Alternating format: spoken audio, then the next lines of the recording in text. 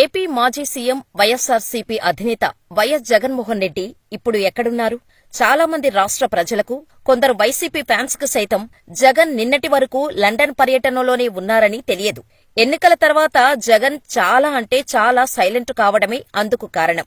కొత్తగా ఏర్పడిన కూటమి ప్రభుత్వానికి హనీమూన్ పీరియడ్ అనుకున్నారో లేదా వైనాట్ 175 అన్న ఆయనకు కేవలం 11 సీట్లు తీర్పు నుంచి ఇంకా కోలుకున్నారో లేదో. ఏదో అడపాదడపా ప్రెస్ మీట్లు పెట్టడం తప్ప ఆయన ఈ 7 నెలల కూటమి పాలనపై పెద్దగా స్పందించిందేమీ లేదు. జగన్ అసమర్థతనో, ఆయన వైఫల్యాలు అంటూ ప్రశ్నించటం కాదు, ప్రజాస్వామ్యంలో ప్రభుత్వ తప్పిదాలను ప్రశ్నించటం, హామీల అమలుపై పోరాటం చేసేందుకు ఓ బలమైన ప్రతిపక్షం కావాల్సిన అవసరం ఉందని దానర్థం. ఈ 6-7 నెలల కాలంలో వైసీపీ అధినేత జగన్ ఎన్నో ఒడిదుడుకులు ఎదుర్కొన్నారు. అత్యంత ఆప్తులు అనుకున్న వాళ్లంతా ఒక్కొక్కరుగా పార్టీకి దూరమైపోతున్నారు. కొందరు పదవీకాంక్షతో టీడీపీ, జనసేనల్లో చేరితే, మరికొందరు కూటమి ప్రభుత్వంలో చేరి సైలెంట్ అయిపోయారు. వైసీపీ ప్రభుత్వం అధికారంలో ఉన్నప్పుడు మాటల దాడి చేసిన గుడివాడ కొడాలి నాని శీతాకాల సుప్తావస్థలో ఉన్నారా అనిపిస్తోంది. మరోవైపు మాజీ మంత్రి పేర్ని నాని పీడీఎస్ బియ్యం స్కాములో లాకైపోయారు. మాజీ మంత్రులు గుడివాడ అమర్నాథ్, ఆర్కే రోజా మాట్లాడితే భారీ ట్రోలింగును ఎదుర్కోవాల్సి వస్తోంది. అన్నిటికంటే పెద్ద షాక్ ఈ వారం తగిలింది. పార్టీలో నెంబర్ 2గా ఉన్న మాజీ ఎంపీ విజయసాయిరెడ్డి పార్టీనే కాదు, రాజకీయాలనే వదిలేశారు. పార్టీలో ఉన్న ఒక్క సీనియర్ మాజీ మంత్రి బొత్స సత్యనారాయణ మాత్రం తన అనుభవంతో మండలిలో ఏదో విధంగా వైసీపీ బండిని లాక్కొస్తున్నారు. ప్రతిపక్షం హోదా ఇవ్వలేదు కాబట్టి అసెంబ్లీలో వైసీపీ ప్రాతినిధ్యం ఏమాత్రం కనిపించటం లేదు.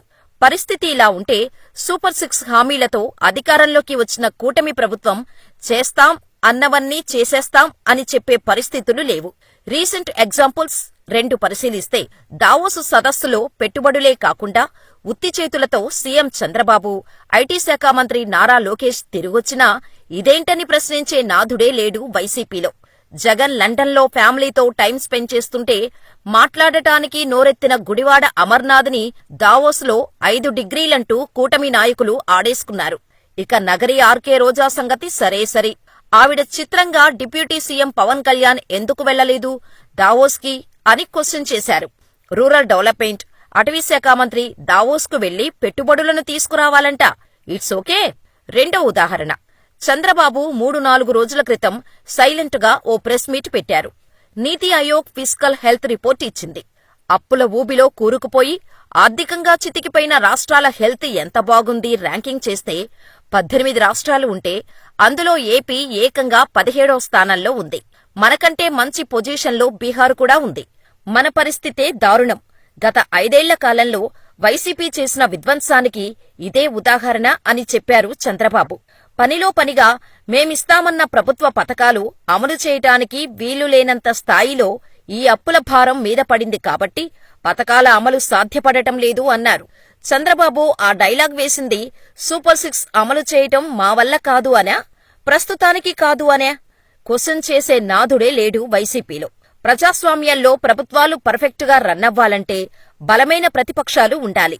మాకు అసెంబ్లీలో అపోజిషన్ రోల్ ఇవ్వండనో, 11 సీట్లతోనో హోదా పేచీ పెట్టిన జగన్ అసెంబ్లీకి వెళ్లటం మానుకున్నారే కాని తనకు బలమైన మరో దారి ఉందని ఎందుకు మర్చిపోయారో తెలియటం లేదు. ఇన్ఫాక్ట్ అర్థం కావటం లేదు. జగన్ గ్రాఫ్ చూస్తే రాష్ట్ర విభజన పూర్తయి ఇక్కడ పాలన ప్రారంభించే టైంకి ఆయన పార్టీకి అంతకుముందు ఉన్న చరిత్ర కేవలం 2. వాళ్ళమ్మ పులివెందల ఎమ్మెల్యే, ఆయన కడప ఎంపీ, అంతే. అక్కడి నుంచి మొదలైన వైసీపీ ప్రస్థానం 2014లో కీలక ప్రతిపక్ష పాత్ర పోషించి 2019 వచ్చేసరికి 151 సీట్లు గెలుచుకొని చరిత్ర సృష్టించే స్థాయికి ఎదిగింది. ఎవరు అవునన్నా కాదన్నా అదంతా జగన్ చరిష్మానే. టీడీపీలోలాగా వైసీపీకి లీడర్లు ఉండరు. ఉండేవాళ్లంతా జగన్ ఫోటో పట్టుకొని గెలిచినవాళ్లే.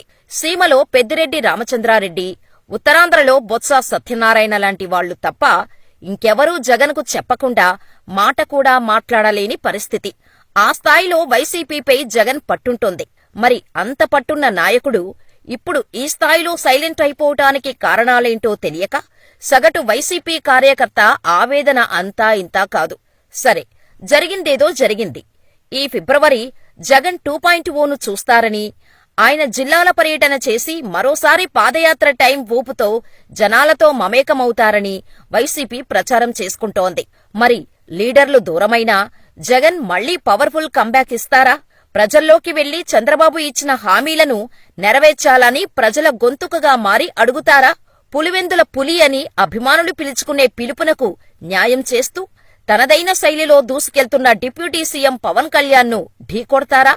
పులివెందుల పులి పంజా విసిరే టైం ఫిబ్రవరి నుంచి మొదలు కానుందా? ఏపీ రాజకీయం ఎంత రంజుగా మారనుందో తెలియాలంటే కొన్ని రోజులు వేచి చూడక తప్పదు.